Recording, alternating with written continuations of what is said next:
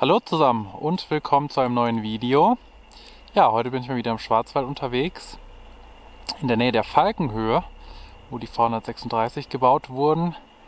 Fahre heute allerdings nicht zur Falkenhöhe, denn die habe ich ja schon zur Genüge gefilmt, die Anlagen. Sondern hier in der Nähe stehen ja noch jede Menge andere Anlagen, die ich noch nicht besucht habe. Ja, ich stehe hier in der Nähe von einer Vestas V90 auf 125 Meter Nabenhöhe. Ja, und hier im Hintergrund sieht man jetzt die V136 auf der Falkenhöhe. Die 3 Stück. Hier ist quasi so die kleine Schwester. Ja, 125 Meter Nabenhöhe war damals schon echt eine ganze Menge. Die Anlage ist jetzt von 2011. Da war das echt viel, 125 Meter. Das ist jetzt noch eine ältere Vestas, also hat noch nicht den Kühler oben drauf, sondern eine Vestas der ersten Generation. Sieht man auch nicht so häufig. Im Nordschwarzwald gibt es einen ganzen Windpark. Ich glaube, es sind 14 Anlagen, Vestas V90 mit 125 Meter Nabenhöhe. Wollte ich auch irgendwann mal besuchen. Ja, was steht hier noch? Hier ist noch eine Enercon E66 1870 mit Kletterschalenbauweise. So die einzige, die sich hier heute dreht. Es geht echt nicht so viel Wind.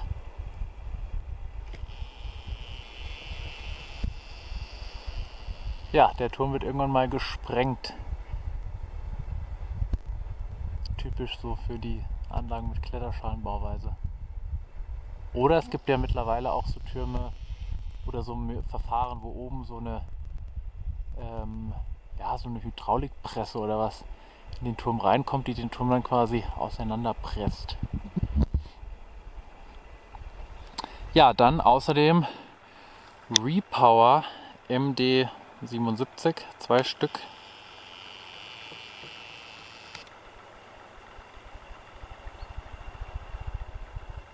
Dann haben wir noch Enercon E115, zweimal.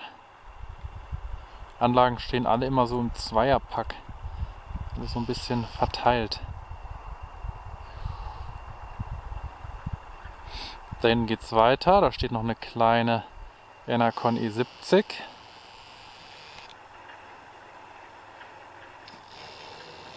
Und hier weiter links, das sind Nordex N117 auf Ventur Tower.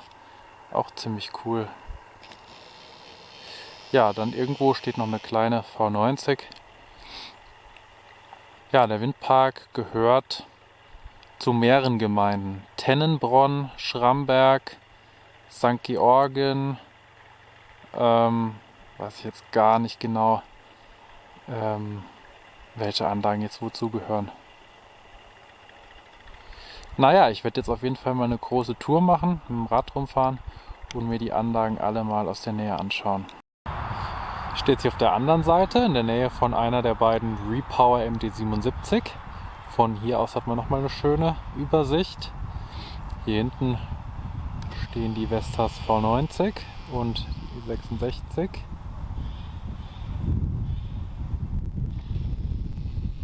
Ja, die Repower, die will noch nicht so richtig laufen. Trudelt die ganze Zeit so vor sich hin. Dann denkt man, sie fängt gleich an sich zu drehen, aber sie will noch nicht so richtig. Ja, Repower MD77 sieht man hier auch relativ selten. Also die meisten Anlagen von dieser Bauart sind meistens Nordex S77, Südwind S77, aber Repower sieht man hier nicht so oft. Ja, echt schade, wenn die irgendwann mal abgebaut werden, dann war es das mit Repower. Dann gibt es nur noch die 3.4, 3.2M, 104, 114. Ich weiß noch, als ich zu meiner Begeisterung für Repower angefangen hat, hatte ich so ein kleines Solarwindrad von Repower, auch eine MD70. Da war ich total begeistert von Repower. Und auch was das für riesige Anlagen waren damals. Ja, und hat leider ein trauriges Ende genommen für Repower. Naja, ich hoffe, sie stehen noch ein bisschen. 20 Jahre haben sie, glaube ich, noch nicht. Wurden Anfang der 2000er errichtet. Also ich hoffe, sie bleibt noch ein bisschen stehen. Steht sie in der Nähe von der zweiten MD77. Die weiß auch noch nicht so genau, was sie will. Dreht das Maschinenhaus auch ständig von der einen Richtung in die andere, aber es geht scheinbar noch nicht genug Wind, dass sie sich einschaltet. Aber die Anlage sieht echt noch top in Schuss aus, also sehr gepflegt. Das Maschinenhaus ist echt noch blütenweiß, kaum Schmutz. Hat man sich gut drum gekümmert. Ist auch einfach eine coole Anlage, die MD77. Ja, jetzt dreht sich das Maschinenhaus nochmal. Das hört man immer, wenn die Windnachführung gerade das Maschinenhaus in die andere Richtung dreht.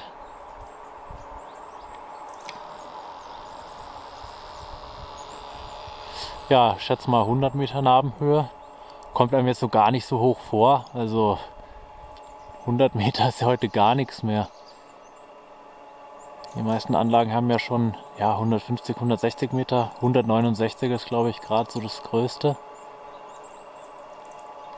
Finde ich immer cool, wenn sie sich so in den Wind dreht. Es ruckelt dann immer so ein bisschen.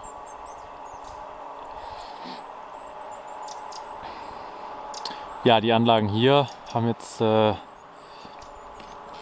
normalen Stahlturm. Bei vielen Anlagen hier im Schwarzwald S77, N77, die stehen meistens auch auf so einem Betonsockel. Das hat die Anlage hier jetzt nicht.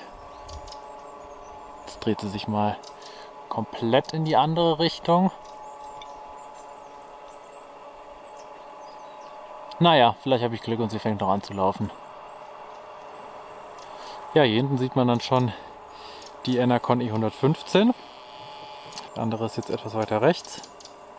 Genau, und dann radel ich jetzt mal dahin. Ja, ich stehe jetzt hier in der Nähe von den Enercon E115. Steigerseck 2 nennt sich dieser Teil. Die V90 ist quasi Steigerseck 1. Ja, 2016 hier erbaut. 149 Meter Nabenhöhe. Kriege ich gar nicht ganz auf die Kamera drauf. Also die E115, muss ich sagen, ist echt eine meiner Lieblingsanlagen von Enercon. Einfach optisch, von den Rotorblättern vom Maschinenhaus her, das ist echt eine wunderschöne Anlage. Steht auch sehr oft hier im Schwarzwald. Bevor es dann die größeren Anlagen gab, E138, war die E115 so die Schwachwindanlage der Wahl. Deshalb steht sie so oft hier im Schwarzwald. E141 ist natürlich auch noch eine super Anlage. Gibt es ja aber leider sowieso nicht so oft in Deutschland. Hat ja nur eine sehr kurze Geschichte. Und ja, aber wenn sie weiter produziert worden wäre, wird sie auch hier stehen im Schwarzwald. Auf dem Hohen Lochen zum Beispiel waren ja 4 E141 geplant, hat man dann umgeplant auf E138, nachdem die E141 abgeschafft wurde. Ja, mittlerweile gibt es ja auch die E115 EP3 E3 mit 4,2 Megawatt. Sieht nochmal ganz anders aus. Sieht quasi aus wie die E138 mit kürzeren Rotorblättern. Habe ich jetzt schon einige Bilder auf Instagram gesehen. Hat auch was, finde ich cool. Echt nochmal ein ganzes Stück mehr Leistung. Aber ist halt eine Starkwindanlage. Lohnt sich halt nur an Küstenstandorten, damit sich die 4,2 Megawatt auch bezahlbar machen.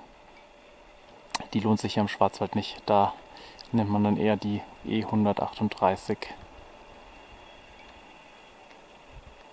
Ja, hier hinten sieht man schon die Nordex-Anlagen. Scheinen leider zu stehen, aber da guckt eine Nordex-Anlage durch. Da sieht man die Rotorblätter. Da werde ich jetzt mal hinfahren.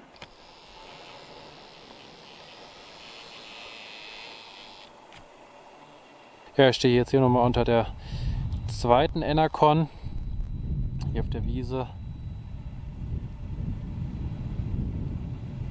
Ach, das ist einfach so eine schöne Anlage. Läuft einfach so schön gemächlich. Sieht echt grazil aus. Da könnte ich den ganzen Tag stehen und zuschauen.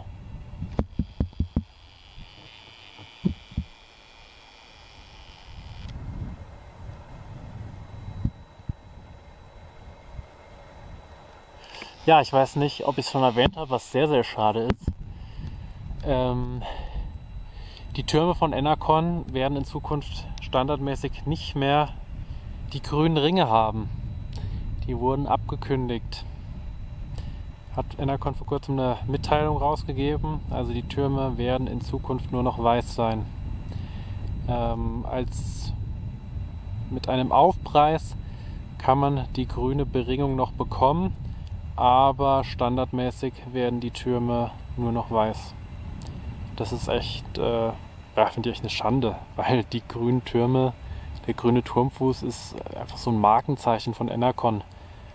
Und finde ich echt schade, dass da gerade echt so viele Entscheidungen getroffen werden, wo man sich fragt, ob das wirklich so zielführend ist.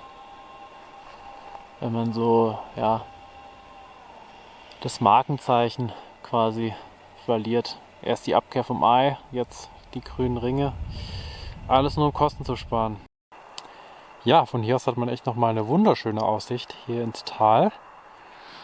Und von hier aus sieht man die anderen Anlagen auch nochmal gut. Da drüben stehen die beiden Nordex N117. Die vordere auf 140 Meter Ventur Tower, die hintere 125 Meter Stahlturm.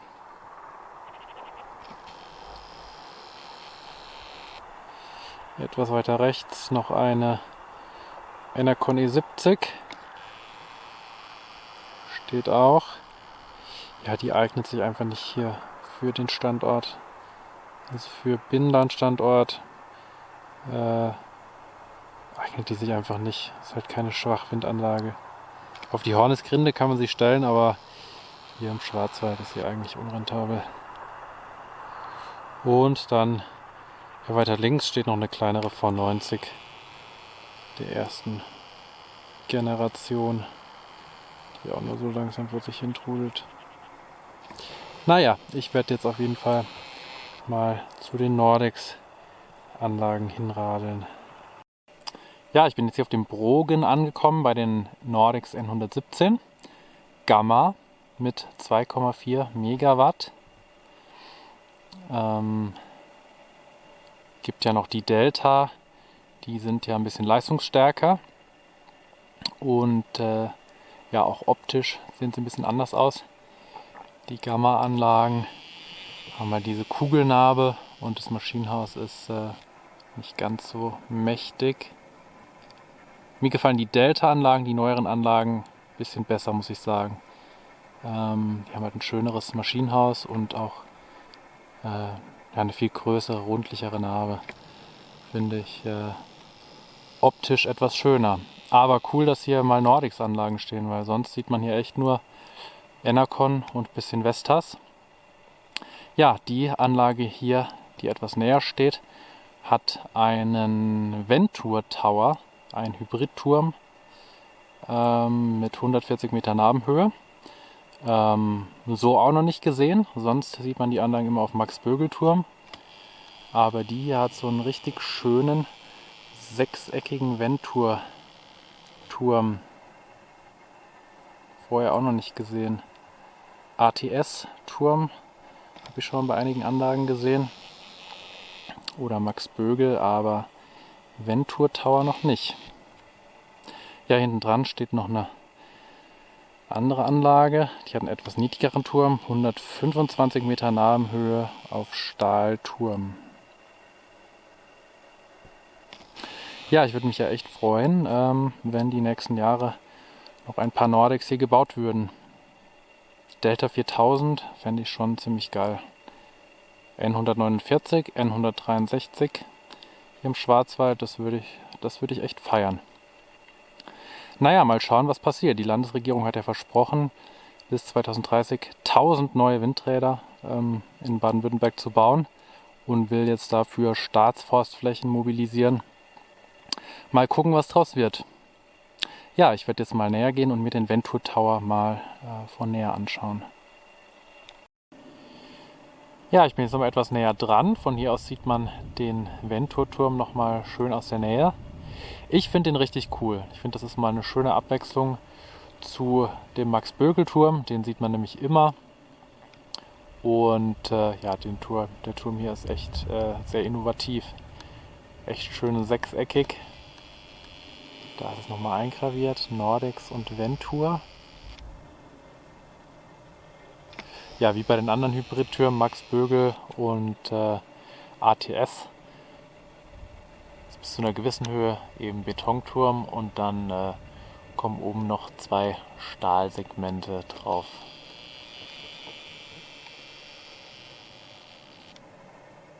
Ja, den Ventur-Turm gibt es auch noch mit 164 Meter Nabenhöhe. Jetzt die neuen großen Nordex N149 wurden jetzt viel auf 164 Meter Ventur-Turm gebaut. Gibt es jetzt aber, glaube ich, nicht mehr oder ist nicht mehr vorgesehen von Nordex, weil der Turm zu teuer ist. Ja, vielleicht haben es einige von euch in der Presse gelesen die letzten Tage. In Haltern am See, in der Nähe von Münster in NRW, gab es einen kleinen Unfall. Großer Unfall eher. Da wurden 2 Nordex N149 gebaut. Waren, glaube ich, noch nicht ein Jahr alt. Sollte jetzt die Einweihung stattfinden, die nächsten Tage. Und vorgestern ist eine Nordex N149 komplett zusammengebrochen. Also einmal komplett umgefallen. Ich glaube, so die letzten Überreste von dem Ventur-Turm stehen noch, aber die Anlage ist komplett zerstört.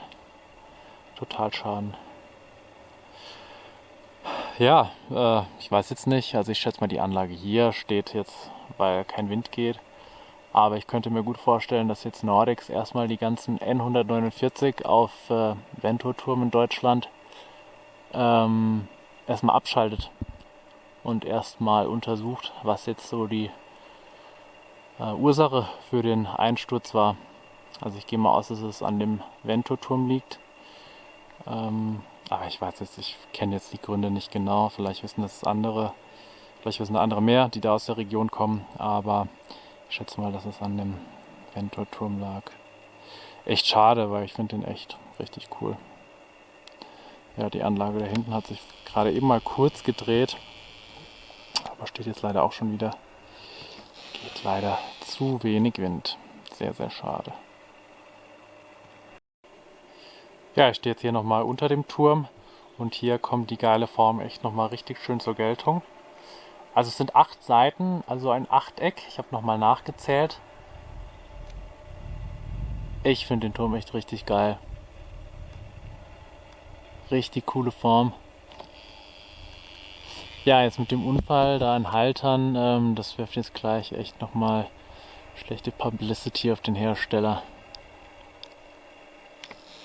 Ja, aber Enercon hat ja auch ziemlich Probleme bei dem New Generation Hybrid Turm, bei den EP4. Da mussten ja auch einige komplett abgebaut und nochmal neu aufgebaut werden. Aber eingestürzt ist da ja zum Glück keine Anlage. Aber so eine E138 auf 164 Meter Ventur-Turm, das fände ich schon richtig geil. Wenn der jetzt unten noch grün angemalt wäre, das würde ich echt gerne mal sehen. Aber Enercon arbeitet ja nur mit Max Bögel zusammen leider.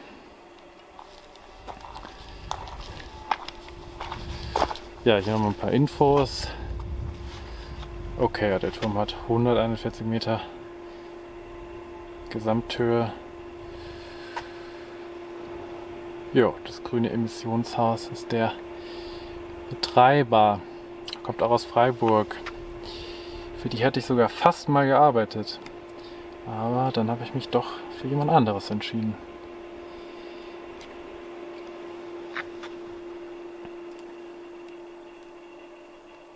Ich würde mich echt freuen, wenn die Anlage mal laufen würde, aber naja, man kann nicht alles haben.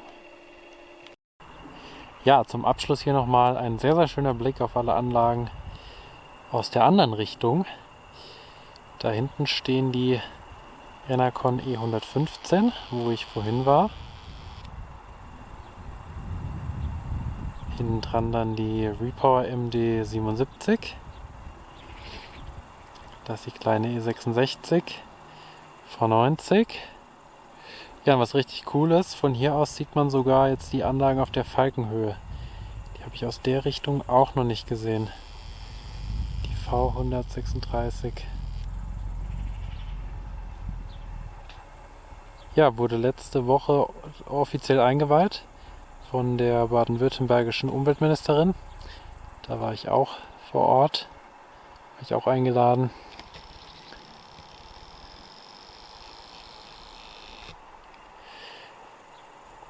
Ja, ich finde einfach so dieses Zusammenspiel aus der Landschaft, so diese idyllische Schwarzwaldlandschaft und dann noch die Windräder, finde ich einfach echt super.